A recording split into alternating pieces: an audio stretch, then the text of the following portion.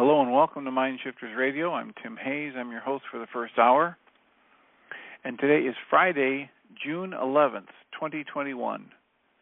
As always, we're grateful to everyone who's joining us here today, whether you're listening live or listening through the archives, as we spend another couple of hours teaching and supporting people in using some of the most powerful, effective, efficient, and accessible tools I've ever discovered.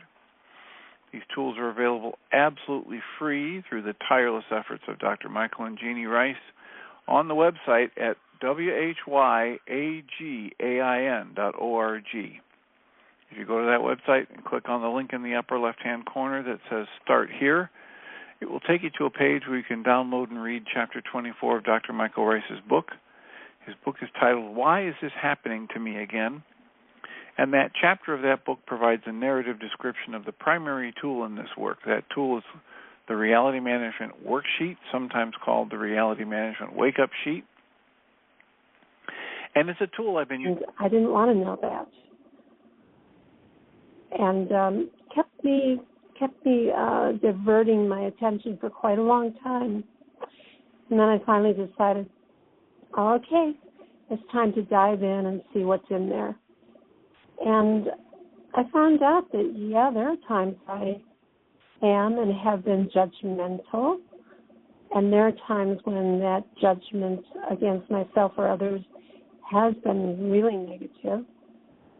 And yet, quality of my life, manage my emotions and relationships, and effectively turn any negative emotional state that I experience into part of the infallible guidance system that we've all been gifted with.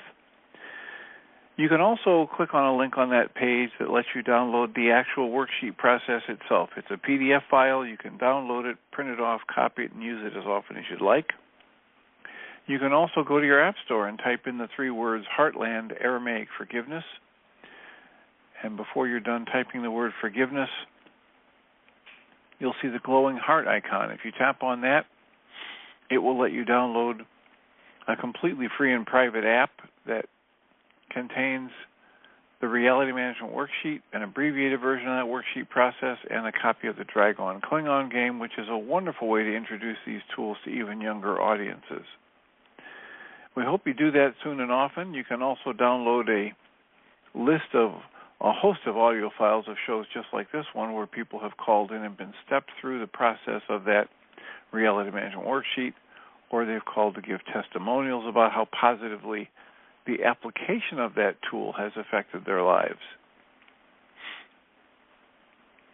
And we hope people do that soon and often, because when they do, it raises Question 2 of this year. And today's lesson is, I am as the Creator created me. This single thought held firm. I've had some negative thoughts and judgmental thoughts. And so I found out that what was in there wasn't really very bad at all. It wasn't as horrible and scary as I thought it might be. And it has opened me in my work, my inner work, to do a whole lot of deeper work, because I can now accept the truth and feedback that other people give me, which I was not open to before, because I wouldn't actually accept my own truth. Anyhow, so I just wanted to let everyone who's listening know that everything you're saying is right on, bingo, on target. And I also wanted to ask if you would repeat. The mind energy of creation itself gave rise to you. It has never left you, nor have you ever been apart from it for an instant. This mind energy, this creative force, belongs to you. By it you live, and it is your source of life, holding you together with it, one with it, and everything is one with you, because it has left you not. The thought of the Creator protects you, cares for you, makes soft your resting place, and smooth your way, lighting your mind with happiness and love. Eternity and everlasting life shine in your mind because the thought of the Creator has left you not, and this still abides with you. Who would deny the Creator's safety and peace and joy, his healing and his peace of mind, his quiet rest, his calm awakening? But if you but recognized that they abide, would he not instantly prepare to go where they are found, abandoning all else as worthless in comparison with them? And having found them, would he not make sure that he stay with them, that he remain with them? So, deny not the heaven. It is yours today, but for the asking.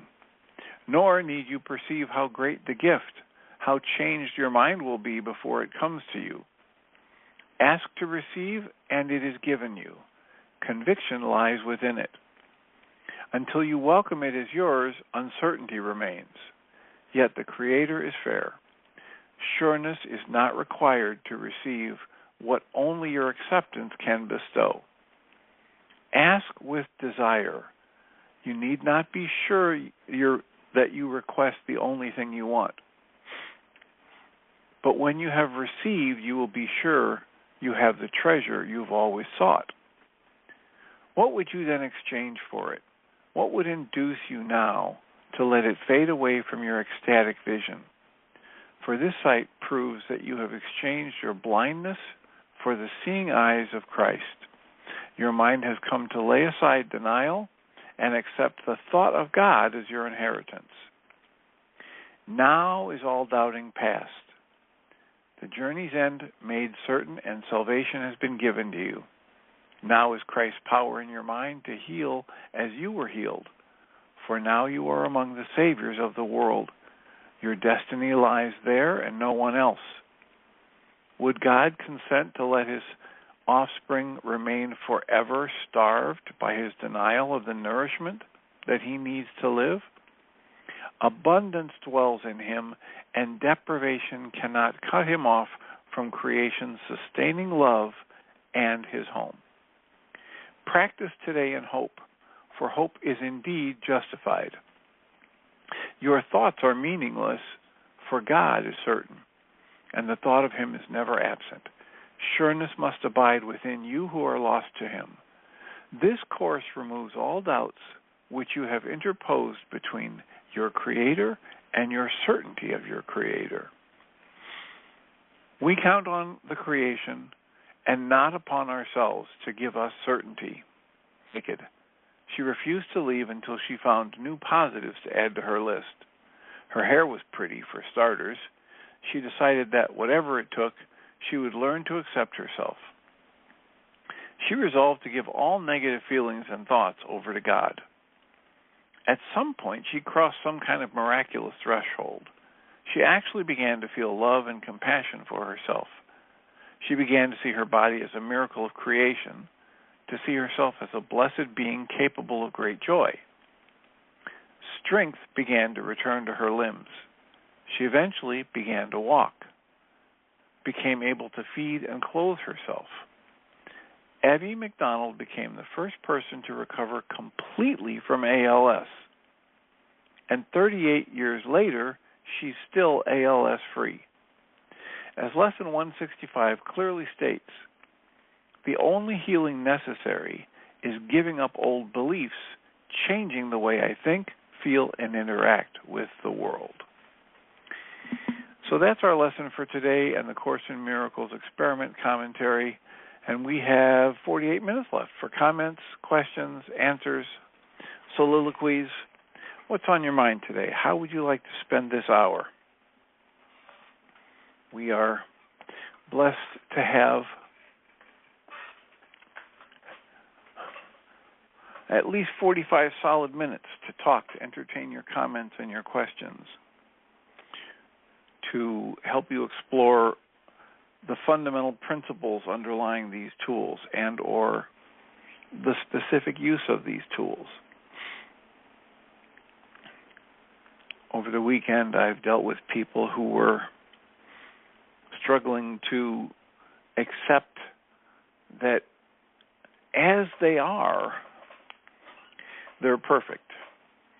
Not perfect according to some ideal or some sense of never making anything, any kind of a statement or behavior that they would rather not have made or done, but perfect in the sense of they are a part of the extension of the creative energy in form, and as such, they're a miracle of life. They are as magnificent as any sunset or sunrise or any wild animal that they might look at and have an awe state emerge for themselves. And so, despite the fact that we will forever be able to compare ourselves to some kind of an idealized list of shoulds and should nots and come up short, the fact of the matter is the miracle of life is expressing in, through, as, and around us, and we have the ability, should we decide to accept it, to appreciate ourselves deeply and profoundly in each new present moment. And if we choose to get in touch with the awareness of our true nature prior to speaking or acting, we will most likely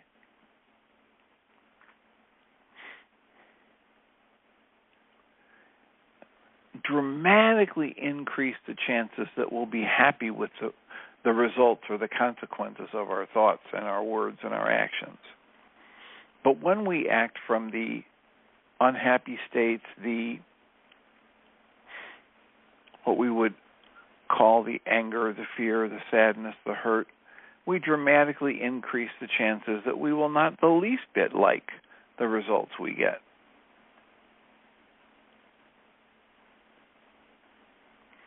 So we have specific tools that we can use to help ourselves reconnect to that awareness of our true nature as a miracle of life expressing in form. We could, if we chose to, reconnect with nature and be filled with the awe of what that expression of the creative energy is like, whether it's birds singing or frogs chirping or wind moving the trees or any number of wild animals that exist without all of the, as far as we know, without all of the mental machinations that we as humans use to torture ourselves, essentially. So we have the honor of making available these tools at whyagain.org, absolutely free, that we can use one situation at a time to map out what is it we're doing in our thoughts. So here's the Course in Miracles experiment today. It says, listen, you're the one that's creating your upset. You're the one that's creating an illusion of life as being painful and sad and scary, when what has been created is magnificent beyond words. And when you're experiencing something less than that, it's a direct product of your thought processes creating your experience. So if you pick up a reality management worksheet, you go through the first 3 steps and it helps you map out what you're doing specifically with your mind and your mind energy to create the experience that you're having.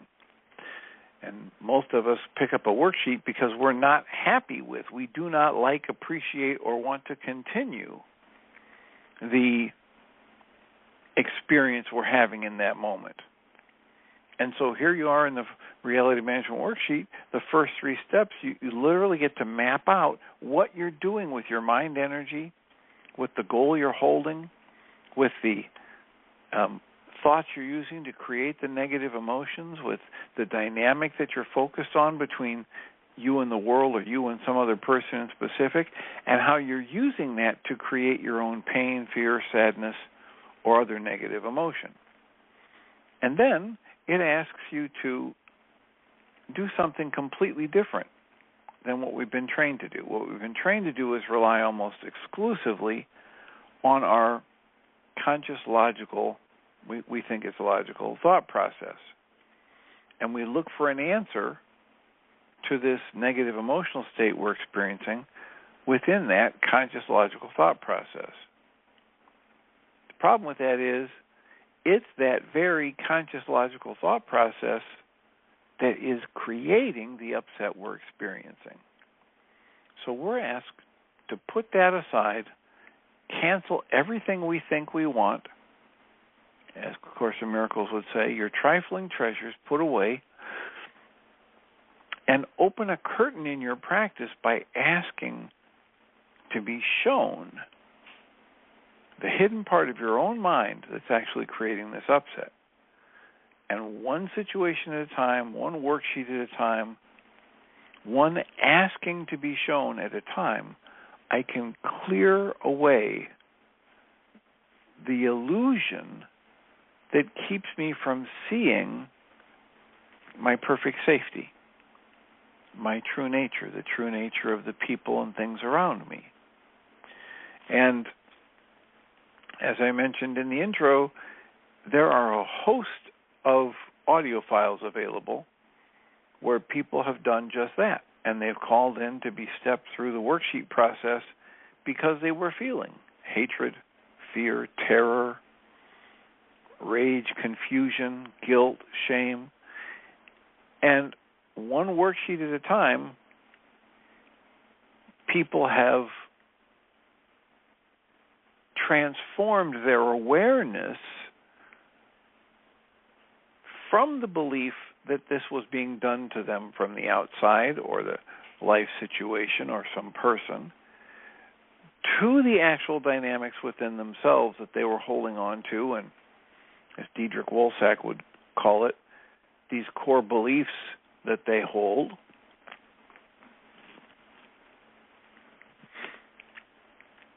And when I uncover a core belief and I discover that because it's negative, that means it's false, and I dismantle my continued belief in it as true, once I dismantle that belief, once I let go of it, it no longer has any power over me. There's a point in Course in Miracles where it says, you must only return to the original error in thought and see it as error in order for all of the negative effects of that thought to be dismantled. So while it is not a miracle in the sense that most of us think of miracles, it is miraculous in its impact and its benefit, as is the Reality Management Worksheet. As I discover what my mind is doing to create the pain I say I don't want to feel, when my mind actually awakens to the realization that it is the source of my pain, not the solution to it, that's when my mind stops. That's an awareness stated in Guy Finley's terms.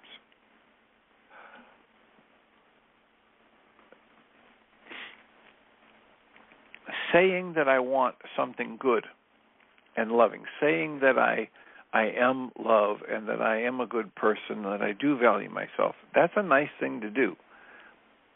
And at the same time I may spend a lot of energy doing that, I can unwittingly be holding on to a negative belief, a core belief that I am not worthy and that I don't deserve happiness and that that I'm not a good parent or I'm not a good enough therapist.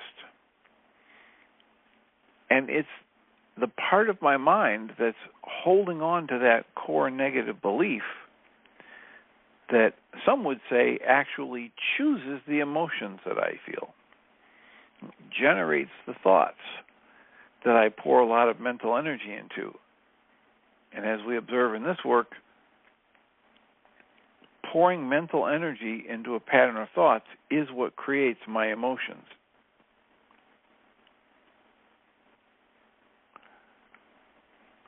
So if I'm having a negative emotional state, and I don't really enjoy those negative emotional states, I can choose again. And that's one of the things that Course in Miracles is very frequently asking us to do. Choose again.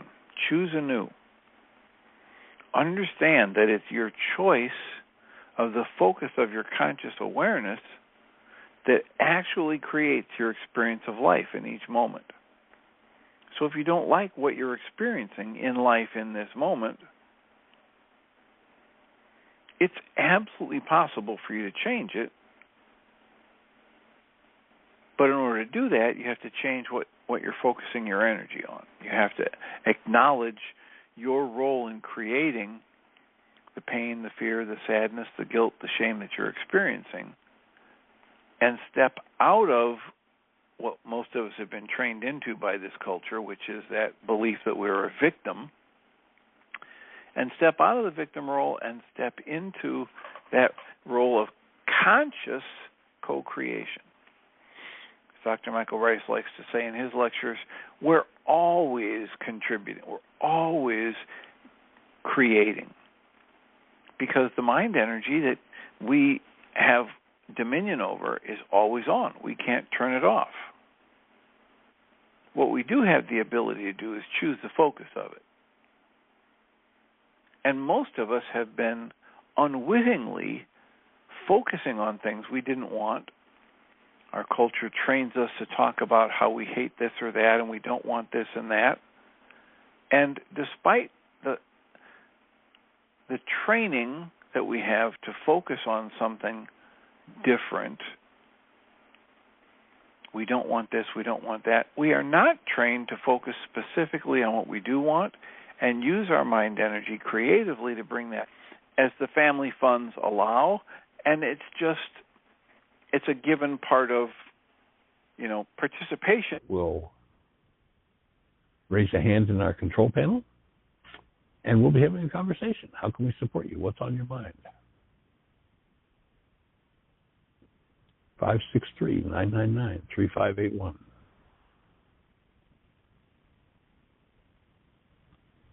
And if you're out there in listener land, most people listen to the show on their phones directly, but there are several other venues you can listen on. And so if we're not able to talk to you directly, if you call that phone number, we'll be having a conversation. Beyond that, we've just completed our second online codependence to interdependence communication practicum, and with its completion, for me, one of the things that really became clear, prove the chances that I like the results. I was dealing with somebody earlier and they were just beside themselves because they've done something horribly wrong. And my response in this kind of situation is always, please be gentle with yourself. You've already recognized that you wish you had done differently, and you don't have a time machine, so you can't go back and undo this. And yet you can make the admission that it was an error. You can make corrective statements and behaviors. And that's all any of us can do. And when you're willing to do that, when you model for someone owning the decisions you've made and the negative consequences of it, you make apologies where necessary, you make amends where necessary, and then you choose differently going forward. This is the most any of us can do. And this is tremendously healing for everybody involved. Anybody that saw me make the, quote, error or mistake, and anybody who's watching me take responsibility for it. Because there I'm teaching by example, which is, the only way any of us truly teach. And so I was coaching this person to understand that labeling herself as bad or wrong was comparing her to some kind of an idealized model of a person. And there's never been a person who fit that idealized model. every day in every way kind of thing. Especially when most of us have been raised by parents that were traumatized in their youth and or didn't have good parenting models themselves and or believed that every time they made a mistake it made them a lesser person, so they were busy beating themselves up. So our hope is to be able to transform the way we experience ourselves and the way we drop the pretense that we could ever be perfect in the sense of never going against some idealized model of behavior, and understand that our value is not derived from the words we say and do or the actions we take. It is clearly derived because we have the life breath within us.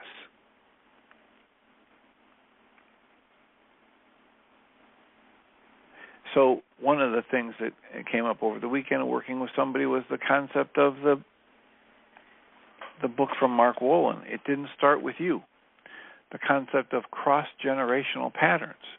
How many of us came from an absolutely perfect upbringing? None.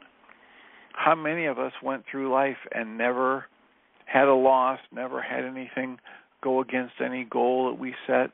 None. How many of us had parents that were perfect and raised perfectly? None.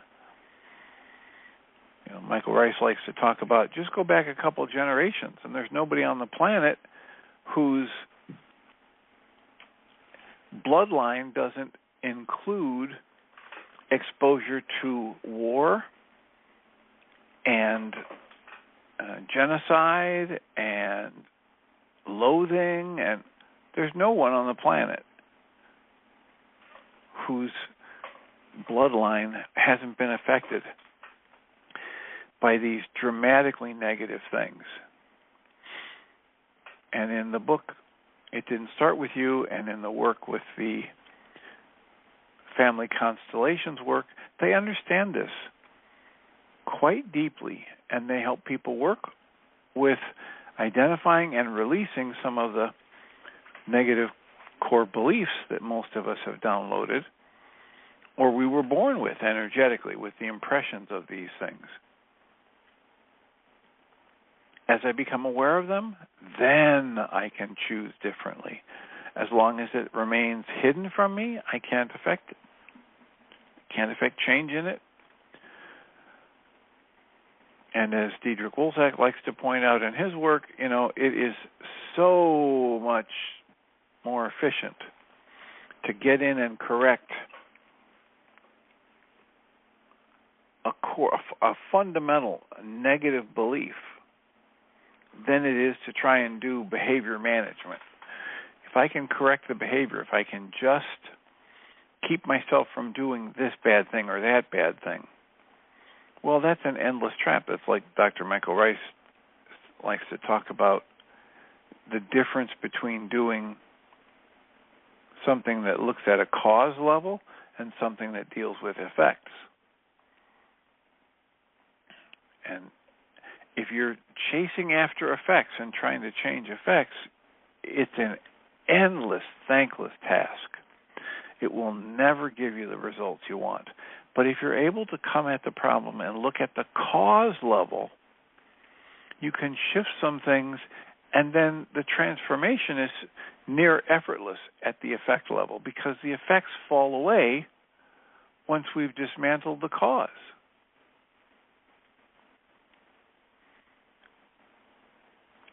This is why Gabor Mate's work with the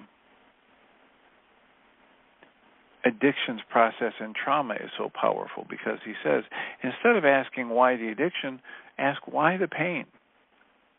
And if you get at the cause level, Dr. Michael Ryce says that his experience has been that if you look at this as this useful, a very useful definition for addiction, is this operational definition that says it's the compulsive use of any action, any substance, any person, any activity to either numb myself out from pain or to keep myself from being aware of and acting from my highest guidance.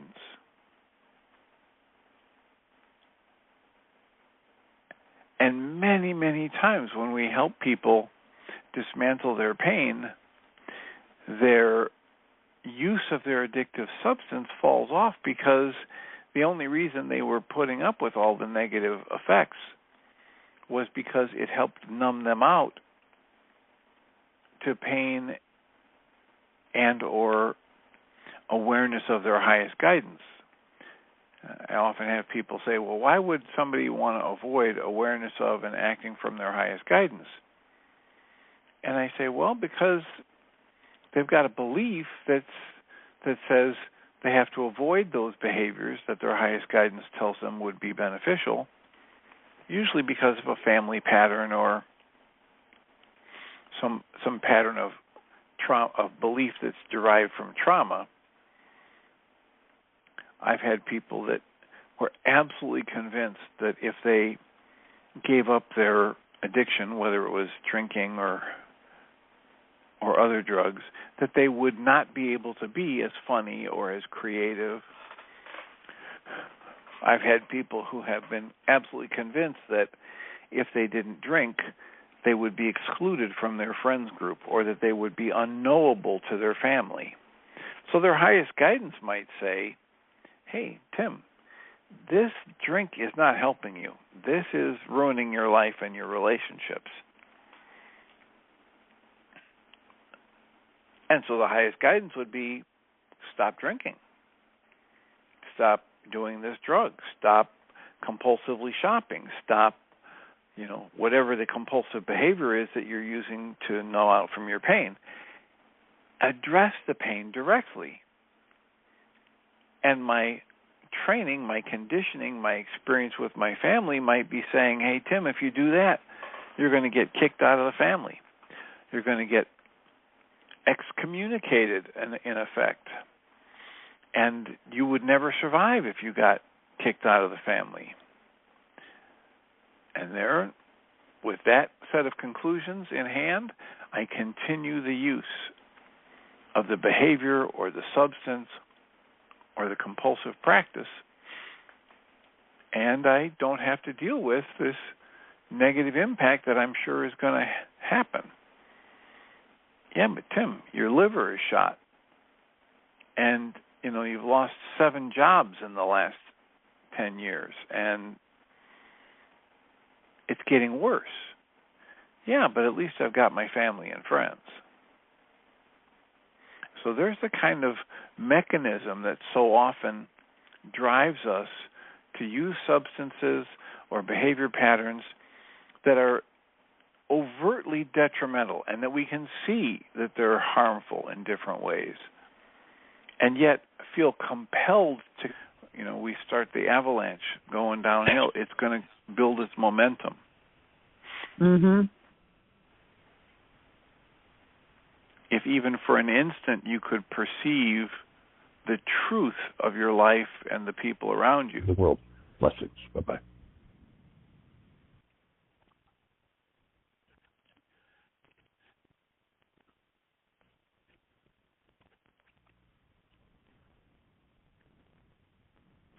And move them into my conscious awareness where now I can deal with them. And once I'm doing that, I'm working at a cause level. It's not that hard. I fear it's going to be terribly hard, but it's an irrational fear. And most of the time, the part of me that is fearful is a much younger part of me. It's not the adult Tim. It's not the licensed clinical psychologist and public speaker, and it's the part of me that's been triggered into activity that got downloaded sometime in my earliest years, and that's another reason that the worksheet that Michael and Jeannie offer called 3 Early Memories of Conflict can be so beneficial. And if you double this stuff up and you use the 3 early memories of conflict with the reality management worksheet and or Diederik Wolsack's Choose Again 6-step method to freedom, you can make significant progress. And it begins with a deeper level of honesty, profound honesty. You know, sometimes I wish there wasn't anything about confidentiality and we were all really open and honest with each other. And I could tell stories about people whose lives transform simply because they stop lying to themselves and others. And this is why these 2 books that I've recommended before, the book Untamed by Glennon Doyle and the book by Laura McGowan, The Surprising Magic of a Sober Life. These 2 books talk about this profound level of honesty that's a prerequisite for deep healing, better than all kinds of other books I've read. And I've had a number of people recently that I've been dealing with where when they get to the level where they finally say, okay, enough is enough. I have felt tortured for so long, I'll do anything. And we suggest that they turn to a profound, rigorous level of honesty with themselves, and the transformation begins to happen. And I'm talking about people who have done all kinds of other spiritual work and psychological work, people who've had tremendous success in their lives. You know, they're retiring in their 50s and they've got plenty of money and they travel and they're tortured until they reach a deep level of honesty with themselves and then beginning with 1 or 2 other close friends. But that honesty is the only way through. You know, you've heard this over and over again. The only way out is through. And if I can be profoundly honest with myself, that's the doorway to healing. And people routinely are just shocked by the positive response or the lack of any kind of negative response, which they were dreading, and that's what kept them being only partially true or completely hiding the truth, when they just open up and they admit to themselves and others, hey, I've got a food issue, I've got an alcohol issue, I have a self-loathing issue, name your secret. When people just start speaking openly and honestly, beginning with that deep level of honesty for themselves and then sharing with a few friends, close friends that are safe, it is life-changing, staggeringly life-changing, how positive change begins to happen and cascading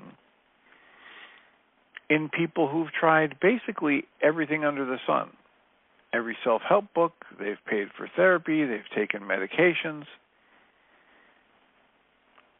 But the truth of it is nothing heals like honesty does. And nothing wounds like deceit and pretense.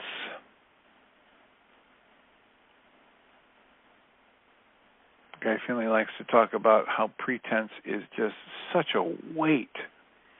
And we're so well conditioned and trained to pretending and putting on a pretense in this culture that it isn't long we're into our teenage years and we don't realize where the pretense starts and stops. We don't know where reality, our true nature, actually lies because we're so conditioned to pretense, to pretending to be what we think other people want us to be, or pretending to be what we think we need to be to avoid a negative response from someone else.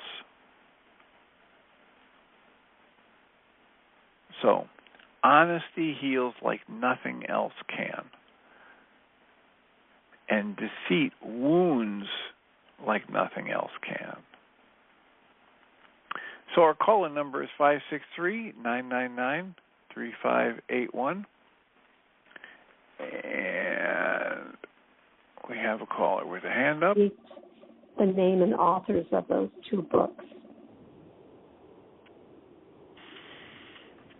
We Are the Luckiest is the first title by Laura McGowan, MCKOWEN. The Surprising Magic of a Sober Life, but the title itself is We Are the Luckiest. Subtitle is The Surprising Magic of a Sober Life. And then the other book is Untamed by Glennon Doyle. And these two women write very directly and very beautifully about this fundamental level of profound truth that's necessary, and each of them in their own right talk about it as the hardest thing, even though you would think, oh, come on, it's pretty easy, just tell the truth. Well, right. In this culture, there are two primary factors here that make that so difficult. One is, in this culture, we are conditioned to hide things. We are conditioned to lie. We're conditioned to try and make ourselves look better than we actually are. Right. And then the other factor that makes it so difficult is the part of us that is fearful of telling the truth is a much younger part of us, a part of us that does not have full access to our adult coping mechanisms and wisdom and life experience. And, it's a guaranteed thing.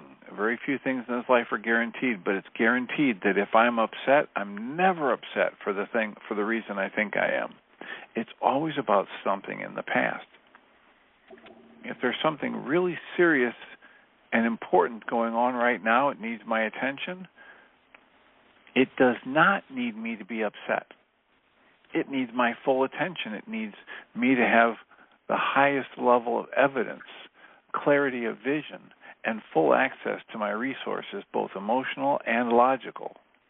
But if I get upset with a negative emotion, I instantly do not have full access to my logical resources. Right. And then I don't make my best decisions. And then I don't have full access to my life coping skills that I've learned over the years. So, if I'm upset, if I'm in pain, I'm in error. And when I'm in error, I'm not a good resource for solutions to life's problems, no matter how serious they are. And if I want to be a better resource for solutions to problems, I need to understand that my upset in any moment is about the past. And if I have a fear about something that's an emotional fear, it's false.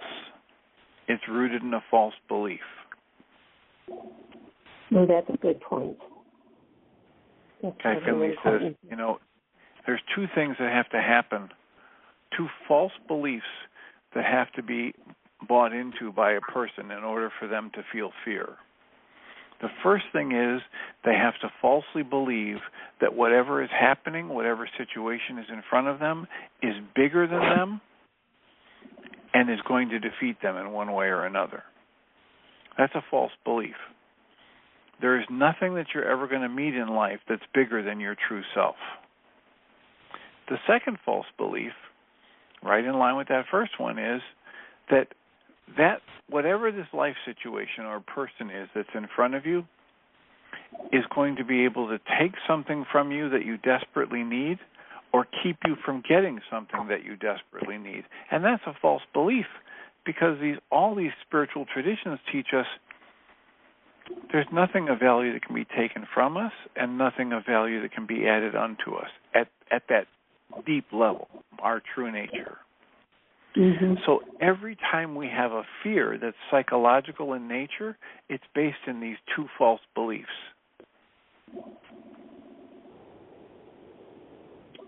Really true. I was thinking, too, about what you said a little while ago about telling the truth. And for most of us, all of us, the truth that we've learned to tell is our truth, our own reality. So we don't even let ourselves be aware of what is the actuality of a situation. So because we keep ourselves blind that way, we can't really tell the truth.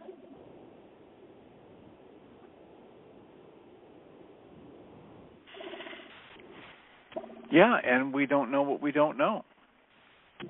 But we do have some, wonderful guides if we've learned to interpret them correctly. My negative emotions are my guide, telling me, hey, Tim, your thoughts are off the mark. Yeah. Now, I didn't learn that from my parents. I didn't learn that in school. I didn't learn that in the training for a doctorate in clinical psychology. But now that I understand it, now that I've been introduced to that level of questioning and seen the truth of it, I can take advantage of it. I can use any negative emotional state as my part of that, as I say in the intro, as a part of the infallible guidance system that we've all been gifted. And I can use any negative emotional state I have to help me become aware of the fact that my thoughts are off the mark. And if I take a breath and get focused and cancel my goal, and I can choose again. I can ask to be shown an entirely different way to look at this life situation.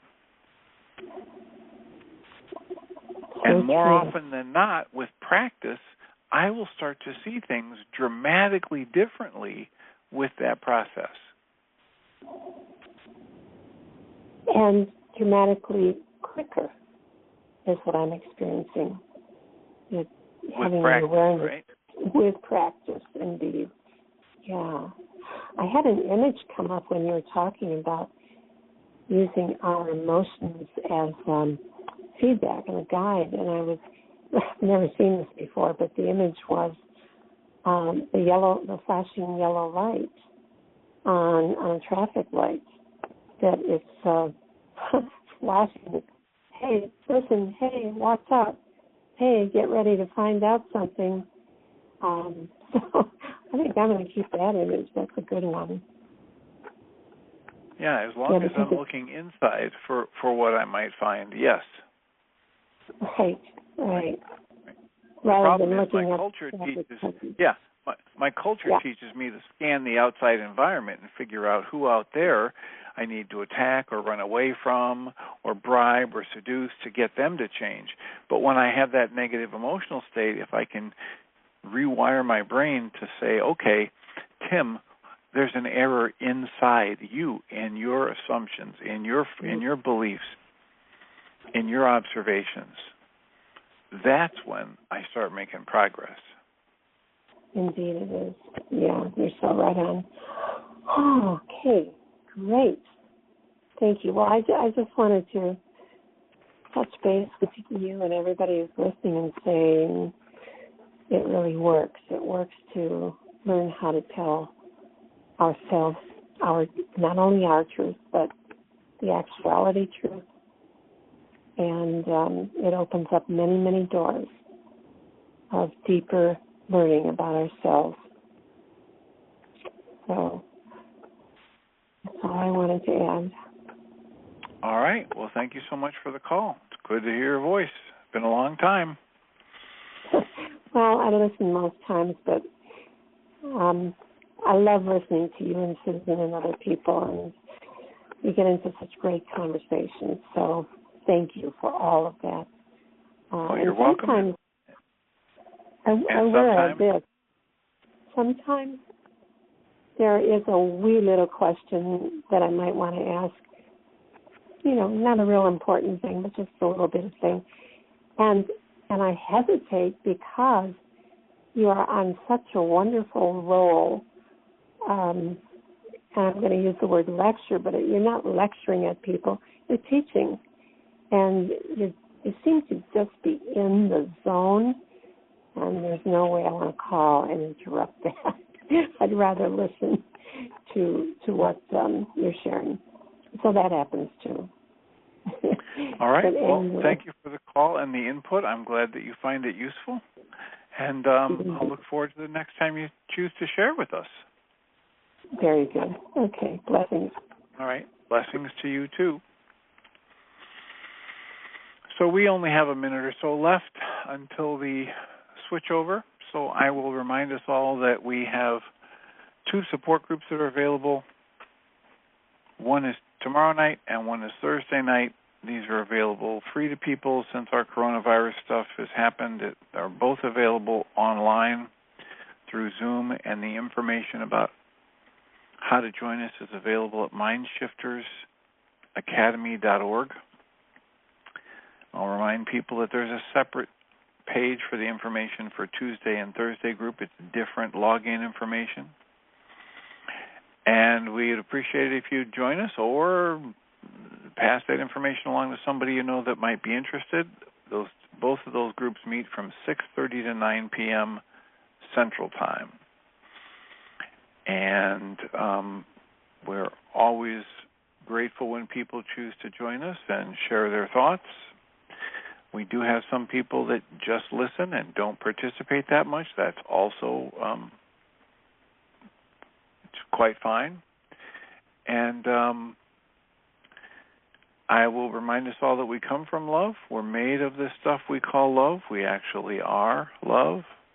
And everything else is false. Welcome, Jeannie Ryce. Thank you, Dr. Tim. Appreciate that.